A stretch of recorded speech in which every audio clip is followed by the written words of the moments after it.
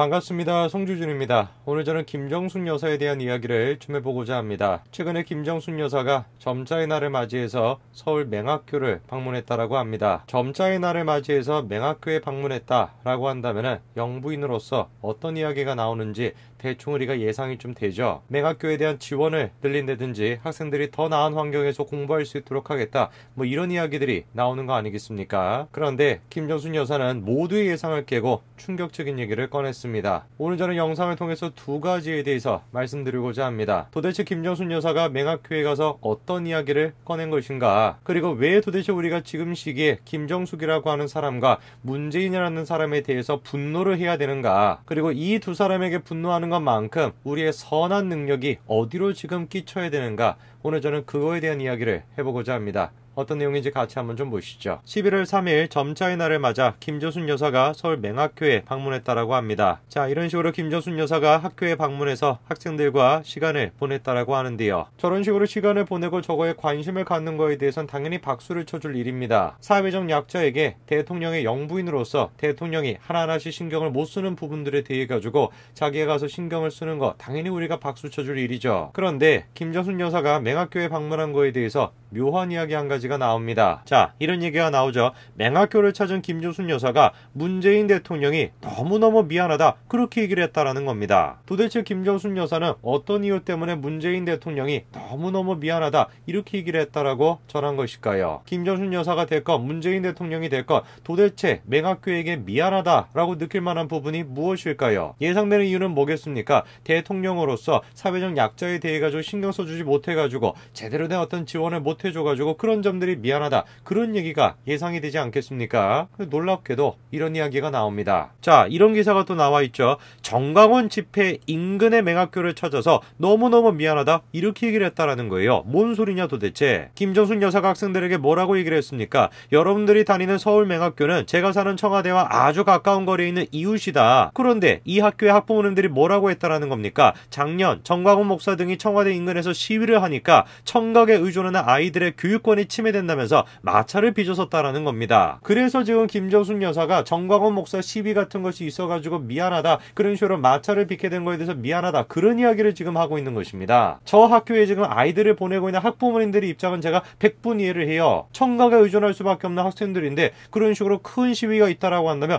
당연히 불편함을 느낄 수 있고, 학부모로서 그런 자식을 가지고 있는 부모된 마음으로서 당연히 그거에 대해서 항의할 수 있다, 제가 100분 이해를 합니다. 제가 이해를 못하는 것은 무엇이냐면은 저 얘기를 지금 김정순 여사가 얘기하고 있다라는 거, 그거를 제가 이해할 수가 없다라는 거예요. 대통령이 됐건 대통령의 영분이 됐건 계속해가지고 끊임없이 지금 무엇을 하고 있는 겁니까? 국민들을 편가르게 시키고 있는 것입니다. 이쪽으로 이렇게 가가지고 저 지금 정광훈 목사 때문에, 저 지금 시위대 때문에 얼마나 지금 피해를 입으셨습니까? 그런 소리를 지금 하고 있는 것이에요. 학부모님들은 그런 얘기를 할 수 있다라고 할지라도 적어도 대통령과 대통령의 영부인은 그런 얘기를 하면 안 되는 것입니다. 김정순 여사가 계속해가지고 뭐라고 얘기합니까? 청와대 지척인데 여러 가지 사회적인 시위나 이런 게 뒤편에 있어서 학생들의 교육, 교통에 방해가 되고 소음으로 아이들이 고통받고 있다. 학부모들도 참다 이런 얘기 하신다는 이야기를 매번 들었다. 정말로 김정순 여사가 저 아이들을 위해서, 그리고 저 학부모님들을 위해 가지고 저런 이야기를 하는 걸까요? 저는 그렇게 생각하지 않습니다. 왜? 뒷부분의 얘기를 한번 들어보십시오. 그 고통이 저희도 인근에 있어서 소음이 너무 뼈저리게 뼛속 깊이 느껴지더라, 이렇게 얘기하고 있습니다.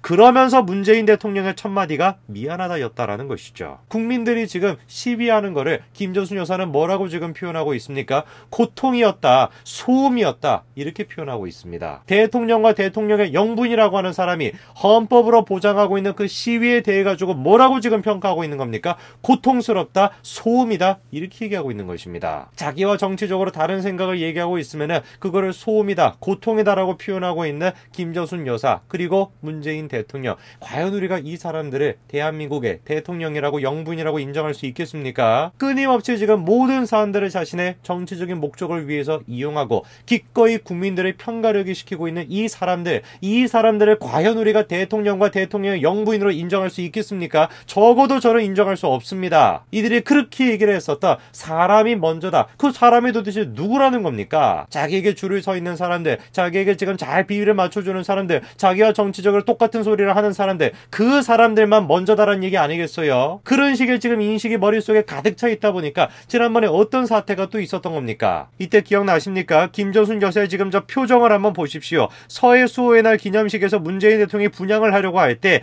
윤청자 할머니가 문재인 대통령이 가까이 왔을 때 저 할머니를 바라보고 있는 김정순 여사의 표정을 한번 보십시오. 윤청자 할머니가 문재인 대통령에 달려가서 얘기했던 건 딱 한 가지입니다. 도대체가 천안함 폭침이 누구 소행인가 말씀 좀 해주세요. 천안함 피격으로 막내 아들을 잃은 윤청자 할머니가 지금 대통령을 붙잡고 지금 물어보고 있는 겁니다. 도대체가 누구의 소행이냐 이것이. 국민들의 정당한 시위조차도 소음이다, 고통이다 그런 식으로 표현하는 것이 김정순 여사라고 한다면 당시의 표정을 가지고도 우리가 다 알 수 있는 거 아니겠습니까? 저 윤청자 할머니의 외침을 김정순 여사가 들으면서 무슨 생각을 했겠습니까? 저것도 마찬가지로 소음이다, 왜 귀찮게 하냐 그렇게 생각했던 거 아니겠어요? 당시 46명의 사람들이 대한민국을 지키다가 희생당했습니다. 자그마치 46명입니다. 그 천안함에서 자신의 막내 아들을 잃은 그 윤청자 할머니가 대통령을 붙잡고 지금 외치고 있는 것이에요. 오죽 답답했으면 저 자리까지 지금 윤청자 할머니가 나가서 저 지금 노쇠한 몸을 이끌고 저 자리까지 나가가지고 대통령한테 그렇게 얘기를 했겠습니까? 그런데 그거를 바라보고 있는 김정순 여사의 표정을 다시 한번 생각을 해보십시오. 나라를 지키기 위해서 목숨을 내놨던 46명의 용사들, 그 용사들이 현재 지금 문재인 정권 하에서 제대로 지금 존경받고 있습니까? 현재 지금 이 순간에도 천안함 폭침은 북한이 한 것이 아니다, 그런 소리를 하는 사람들이 있는데 어떻게 46명의 지금 그 용사들의 영혼이 이 땅에서 존경받을 수 있겠습니까? 참으로 원통하고 참으로 분통이 터집니다. 끊임없이 지금 국민들을 이간질시키고 나라를 지키기 위해서 숭고한 목숨을 내놓은 이들에 대해 가지고 업신여기는 지금 김정순 여사와 문재인 대통령을 보면은 참으로 제가 원통하고 분통이 터집니다. 문재인 정권 하에서는 결코 선한 영향력이 발휘가 될 수 없습니다. 영상을 보고 계시는 많은 분들이 직접 나서야 됩니다. 제가 이번에 김정순 여사와 관련된 여러 가지를 찾아보다가 한 가지 게시물을 좀 발견했습니다. 그거를 좀 여러분들한테 공유해드리고 싶어요. 이렇게 나와 있습니다. 천안함 마지막 생존자 어머니의 눈물. 어떤 내용인지를 보시니까 천안함 마지막 생존자 신은총 씨에 대한 이야기였습니다. 46명을 희생을 시켰던 그 천안함 사건에서 순식간에 아수라장이 된 그 현장에서 극적으로 구조가 된 한 청년, 그 마지막 생존자가 바로 신은총 씨였죠. 생존을 하였지만 온몸에는 지금 당시의 상처가 다 남아 있습니다. 그리고 그때 그 사건 때문에 10년째 이어지고 있는 극심한 통증으로 복합통증 증후군 판정을 받고 말았다라는 거예요. 얼마나 그 고통이 심한지 약이 없으면 잠도 지금 제대로 못 잡니다. 하루하루를 저런 식으로 지금 진통 패치로 지금 견디고 있죠. 저 부모님의 지금 심정을 한번 생각을 해보십시오. 멀쩡했던 아들이 나라를 지키겠다 해서 떠났는데 저 상태로 돌아왔다라고 한다면 그거를 바라보는 부모의 심정이 어떻겠습니까 도대체. 더 분통이 터지고 더 우리를 슬프게 하는 것은 이 사건 자체가 문재인 정권 하에서 발생을 했다라는 거예요. 국가가 지금 이들에 대해서 관심을 제대로 갖고 있습니까? 김정순 여사 같은 사람이 이들에 대해서 진심 어린 관심을 가지고 있습니까? 고통에 지금 겨워하는 아들을 볼 때마다 어머니의 지금 억장이 무너집니다. 고등학생 때부터 방학 때마다 아르바이트로 생활비를 보태던 착한 아들이었다라는 거죠. 사업 실패로 형편이 더 어려워지니까 해군이 되어 월급을 모아 대학교 입학금을 마련하라고 했는데 힘들어하시는 부모님을 보고 이마저도 부모님 생활비로 고스란히 드렸던 사람이라는 겁니다. 그랬던 아들에게 천안함 사건이 벌어지고 만 거죠. 그렇게 착하디 착한 아들이 온몸에 붕대를 감고 나타난 그 순간을 생각하면 아직도 억장이 무너지고 눈물이 멈추지 않는다라는 겁니다. 오늘 원래 제가 찍으려고 했던 영상이 이 주제가 아니었습니다.